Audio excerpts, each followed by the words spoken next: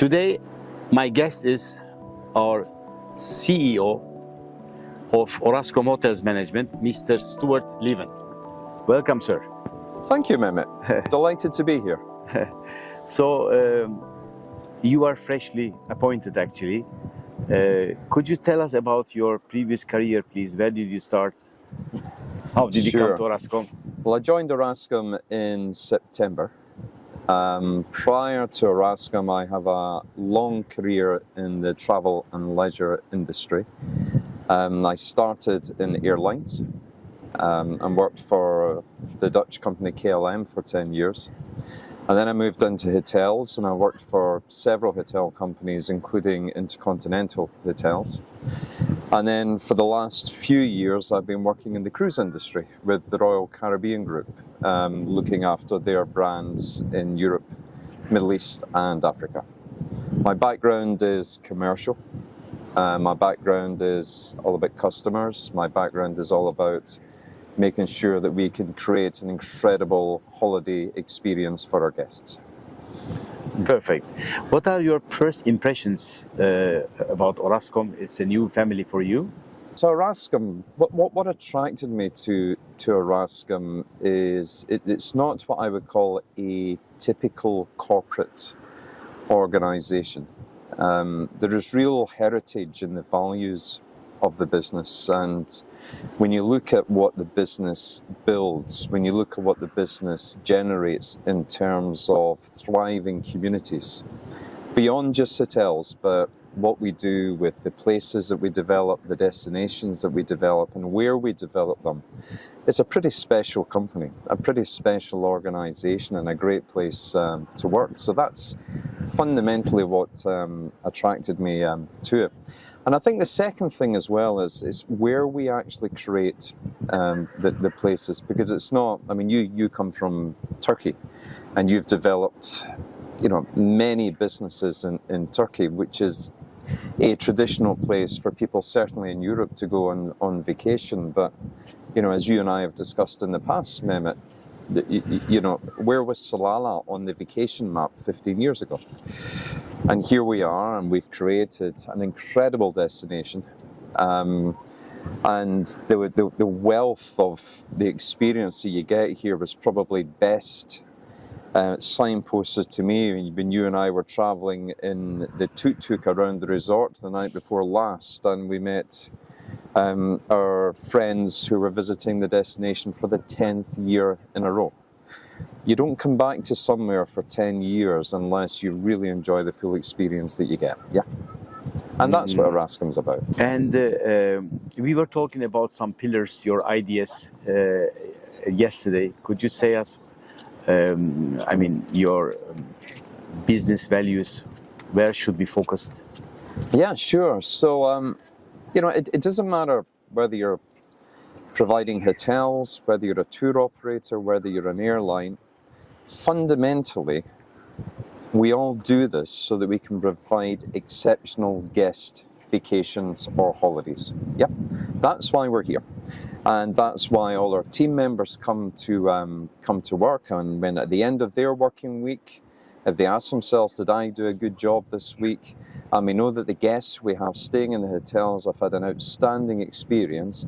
And we know we have an outstanding experience because we watch the scores on Booking.com, we watch the scores on TripAdvisor, and we understand through all that what we do is really appreciated by our guests.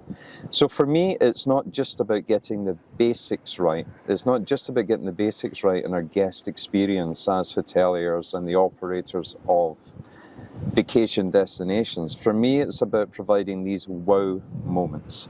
Yeah, that special moment when our team member can make such a difference to the vacation that guest is having. That moment that they will talk about when they go home. And the best way to encourage that, I find, is to ask our team members not to leave their personalities at the back door or the staff entrance of the hotel when they arrive to work. Bring your personality to work. It's the only truly unique thing that we have in the industry that we work in. It's the personalities of our teams. And we need to encourage them more and more to bring them to work so that they can be personable, they can be genuine, and they can give that great wow moment to our guests when they're looking for it. As you see, the end of the project is 7 kilometers far from here. We developed a bit more than 25% now. 7 kilometers beachfront is amazing. How do you see the future of Orascom in Salalah? Well, I think, firstly, I still struggle to visualize 7 kilometers because I'm used to working in city centre hotels where you're lucky if you have 7 meters of building front, never mind 7 kilometers of beachfront. So this is pretty special. I think over time you would want to see this destination develop in a sympathetic way to the environment that's around it, to the community that Orascom and Muria are trying to develop around here, and in a way that we add value to the guest experience that we're already offering through Ratana, through Jawira, through Fanar, and we will be doing also just over here with the 123 new bedrooms and the great new facilities that are coming online next month within the Hawana Salalah resort. So I think sympathetic development, but would we love to see some more hotel bedrooms here so that we can give more great guest vacations? Absolutely, of course we would do. And that's one of our jobs over the coming weeks, months and years, is to find the best way and the right way to do that. I worked many years in Turkey, and especially in Antalya, we have 7-month season. Because of the Harif season, we can go up to 9 to 10 months here. We are really lucky here. And last time when you were here, it was August. You saw different clientele. Now totally European tourists. What do you think about it? Yeah, it has massive opportunity, and it also brings challenge. I was pretty blown away by the fact that the beach had decided to move a couple of 100 meters into the marina, and the role that you and your engineering team and your housekeeping team and everyone has to get the beach back to where it needs to get to after Harif has left. So that I found amazing. I think the second operational challenge it brings is the type of customer who are here right now enjoying the sunshine is a very different type of customer than we get during Harif, and the demands and the expectations and the understanding of what that customer is looking for is something that I think Mehmet, you and the team have really managed to harness and understand over the many years we've been operating here now. So it doesn't matter who's coming through the door.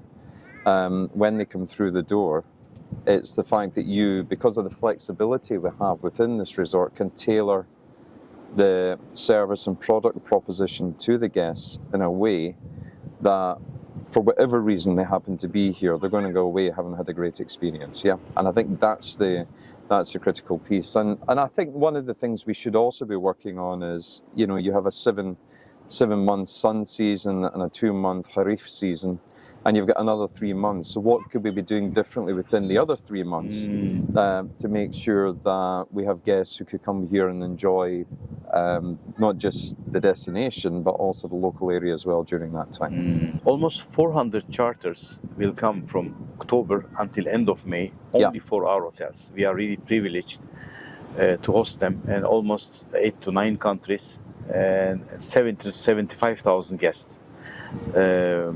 I mean, compared to other hotels, our competitors, we are really lucky to have the best beaches and the best number of rooms, actually. You saw also the other destinations.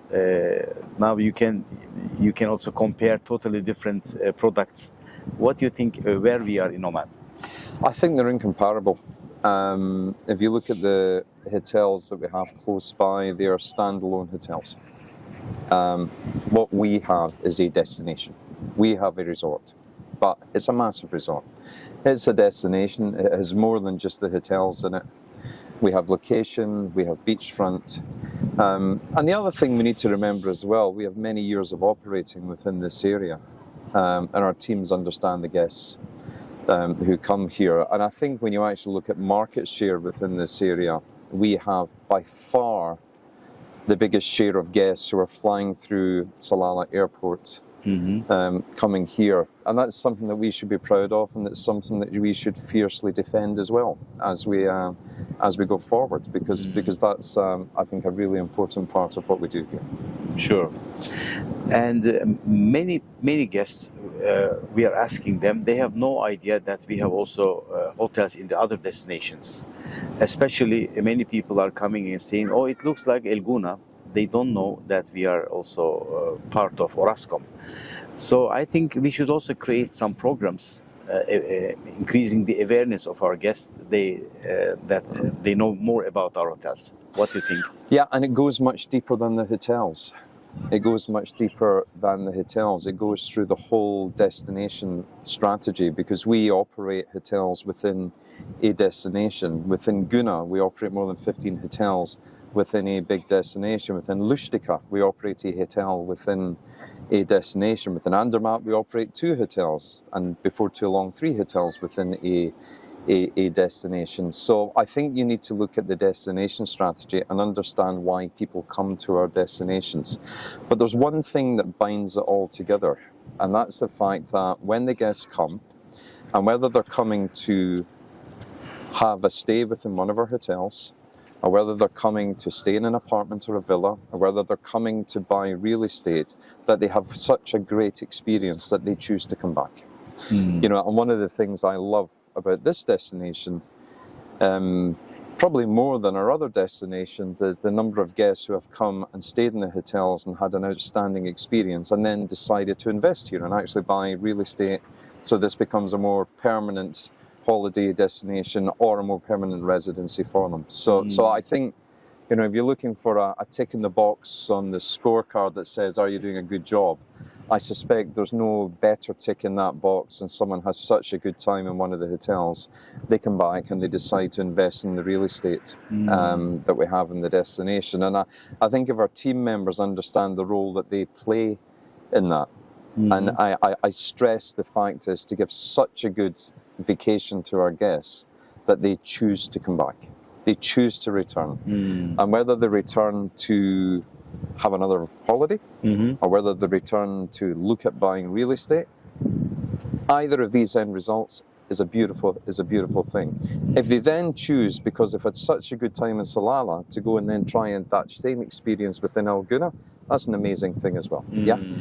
So we across all our destinations create many good reasons why our guests come back, but it all starts with the experience that they receive the first time they come, and then the continued experience they receive when they come the second, third, and fourth, and fifth time.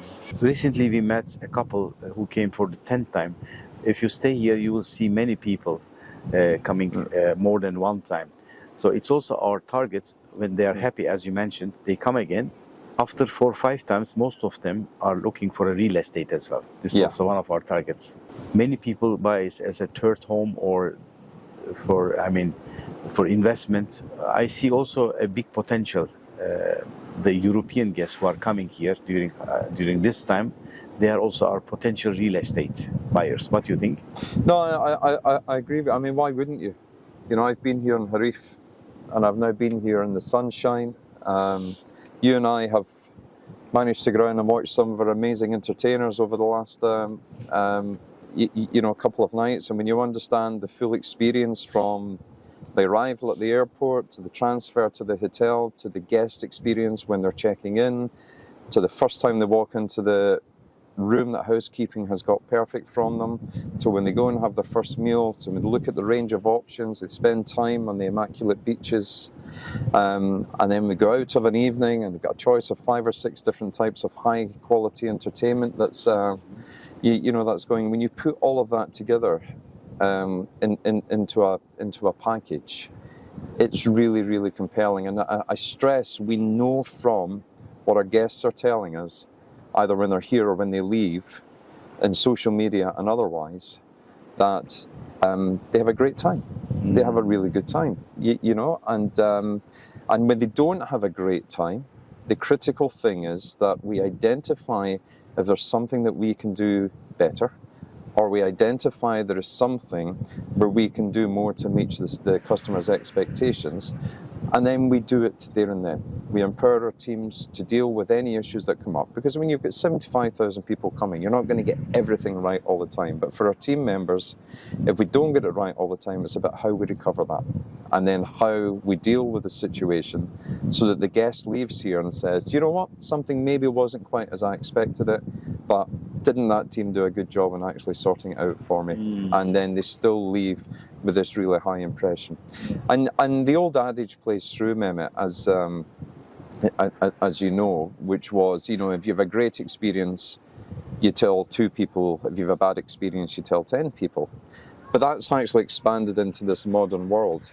And in this modern world, some people maybe don't realize, but people, especially European guests, choosing a vacation will visit over 50 reference sources online, over 50, before they make a decision to buy. And that could be a tour operator website, it could be a TripAdvisor review, it could be a Google review, it could be our own websites, it could be our own Instagram, it could be our own social media pages, but they visit 50. That's how people are making decisions these days.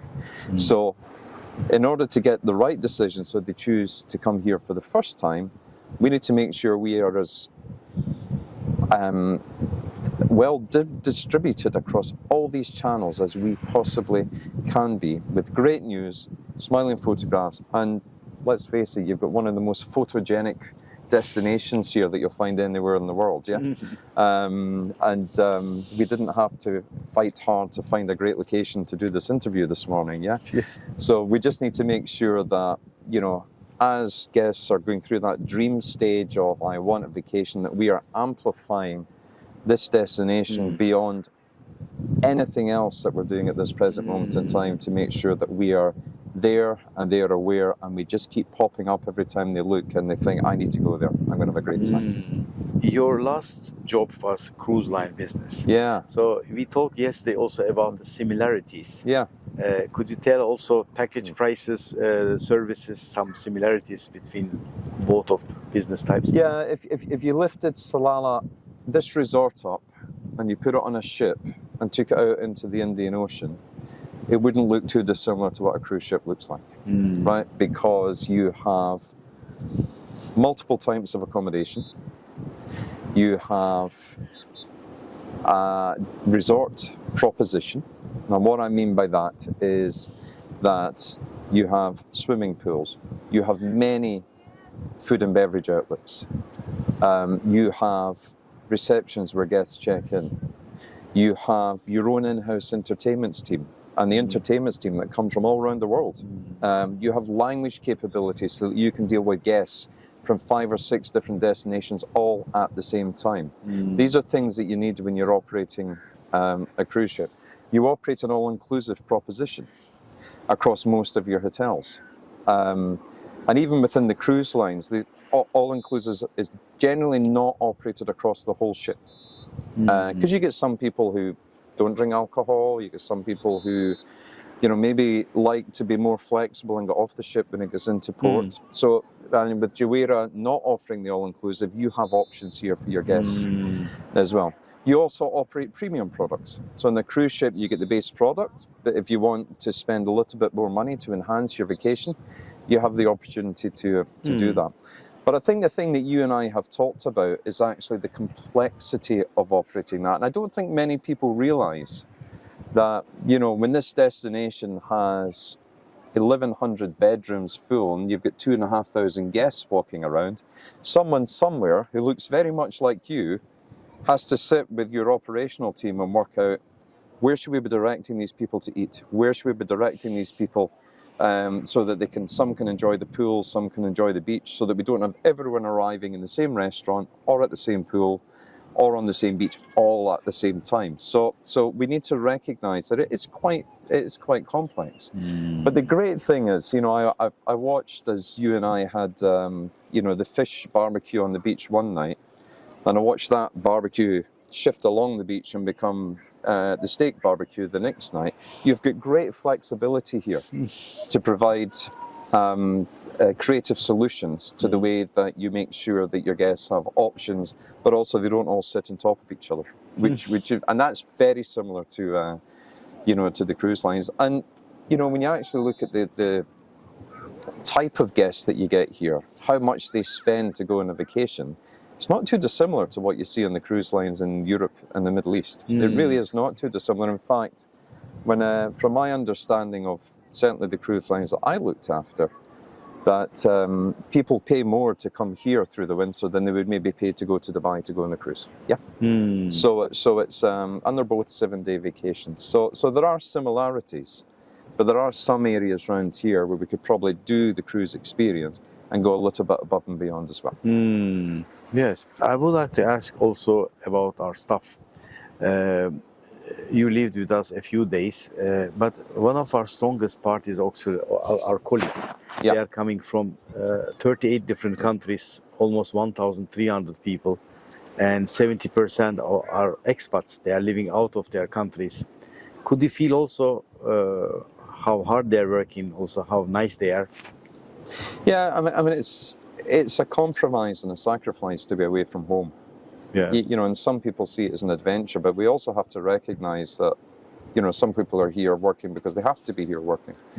I think our role as the leaders of the business is to make sure we put as much effort into making sure that this is a great place to work as we do into making sure we provide great vacations for our guests. Yeah, sure. And I think the experience of you know, our team members here has to be something that they choose to come back as well. Yeah, and it's interesting. You know, one of the things I learned from cruise is, you know, people don't go on a cruise on a particular cruise line because they like the cruise line. People who repeat on cruise generally like the ship and like the staff who are on the ship, and that's not dissimilar to here. You know, you have people here that come to Rotana, you have people here that go to Fanar, and they probably wouldn't switch from Rotana to Fanar because they love the experience that they get there, and they also know the team members who are going to be serving them, because you've got great length of service with your team members. So people come back, you know, to see the face that smiled and gave great service to them the last time they were here, and it kind of becomes not just a family within the teams, but it also becomes a family within the relationship with our guests and also the teams as well. But it all starts with making sure that our team members see this destination as a great place for them to work, for them to develop their career, and for them to move on in time to bigger and better opportunities if they choose to, but not everyone chooses that. Some people like the job they're doing, and some people are happy doing the job they're doing. So therefore, the atmosphere we have to create is one where that is an enjoyable experience for them. Yeah. Thank you. Do you have any suggestions for us? Any suggestions? Well, the obvious one is just keep doing what you are doing, because the guests love it. And also, you know, just focus on this one thing that I talked about right at the start of the interview. If we give a 9 out of 10 experience to our guests every minute that they are here, where are the 4 or 5 points where we can give an 11 out of 10? An 11 out of 10, really wow them. Yeah, really wow them. And we do it, because I watch the interaction with our team members and the guests. But getting that front of mind, and our guests bringing their personality, our staff bringing their personality to work, and the teams thinking to themselves, where can we go above and beyond? Because the great thing with you leading this business, Mehmet, and with your leadership team, you are constantly evolving and improving the destination around the needs of the guest. And I think with our team members engaging in that as well, this destination is going to go from great to outstanding, and it is great already. And that's the one, you know, leave behind. We do it really, really well here. The reason we know that, our guests keep choosing to come back. And thank you very much for the opportunity not only to speak to you, but also speak to the team on this. I know, you know, you are probably going to be the next anchor on the Turkish 6 o'clock news, because this is turning into a new career for you as well, yeah. But it's great to be part of it, and it's just been great spending, you know, my second trip and my second of, I'm sure, will be many trips with you and the team here in Salalah. Thank you for your nice words and appreciation. Thanks, Mehmet. Thank you so much. Thank you very much. You.